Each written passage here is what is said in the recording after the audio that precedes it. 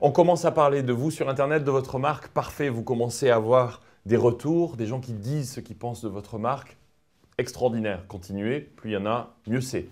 C'est négatif, c'est pas grave. Mon ami Reid Hoffman, le créateur de LinkedIn, dit que si vous n'avez pas honte de votre produit quand vous l'avez lancé, c'est que vous l'avez lancé trop tard.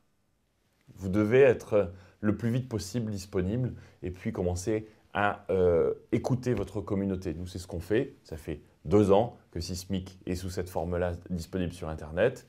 Évidemment, c'est imparfait. Évidemment, on doit toujours améliorer. Quand on nous fait une suggestion, on répond, on remercie les gens et puis on essaie de le faire autant que possible et de corriger les bugs, d'améliorer, d'écouter. Bonne manière de procéder, c'est d'utiliser des sites qui vous aident en plus de Facebook et de Twitter, de regrouper ce feedback, c'est-à-dire ces commentaires de vos clients. Vous pouvez aller voir ce qu'on fait nous, c'est sur feedback.sismic.com et vous pouvez utiliser, ce sont 2 startups dans la Silicon Valley, vous pouvez l'utiliser d'ailleurs, le créer en français, pas forcément en anglais, qui sont User Voice et Get Satisfaction. Elles vous permettent tout simplement de regrouper toutes les suggestions sur vos produits au même endroit. C'est-à-dire que vos utilisateurs, vos clients, peuvent aller et faire une suggestion.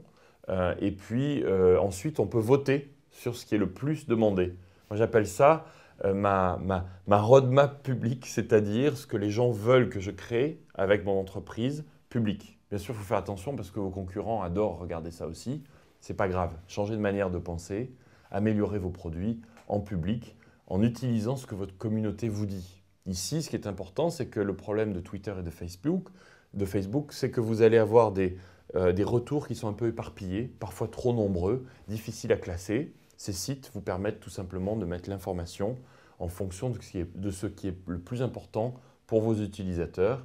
Moi, je le regarde tous les jours. Et une bonne manière sur un produit, quand vous le lancez, d'avoir un certain intérêt de votre communauté, c'est de montrer que vous les écoutez et que vous l'améliorez en fonction de ce qu'ils en pensent et de les remercier. Vous pouvez remercier Stéphane, qui peut être un pseudo parce qu'il vous a donné une suggestion sur votre produit. Quand vous le faites, n'hésitez pas à le faire. Nous, par exemple, on nous aide à traduire dans différentes langues. On les remercie. On le met même dans les produits eux-mêmes sur les téléphones mobiles. Si vous pensez si vous avez des suggestions, des idées, des critiques sur cette vidéo, n'hésitez pas à le faire et vous pouvez me @loic sans aucun problème et me dire comment on devrait l'améliorer pour les prochains épisodes ou alors, bien sûr, le faire pour votre entreprise sur ces sites. Très important d'écouter, de classer et ensuite de répondre à ce que dit votre communauté. C'est une très bonne manière de promouvoir vos produits.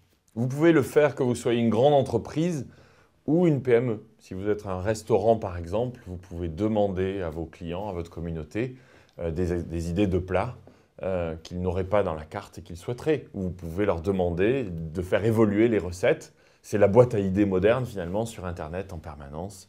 Et ça vous permet d'être créatif. Et ensuite, vous pourriez même dire, cette semaine, on a créé tel plat qui a été suggéré par nos clients. Merci et remercier la personne en question. Ça s'applique absolument à toutes les professions, que vous soyez une PME ou une grande entreprise.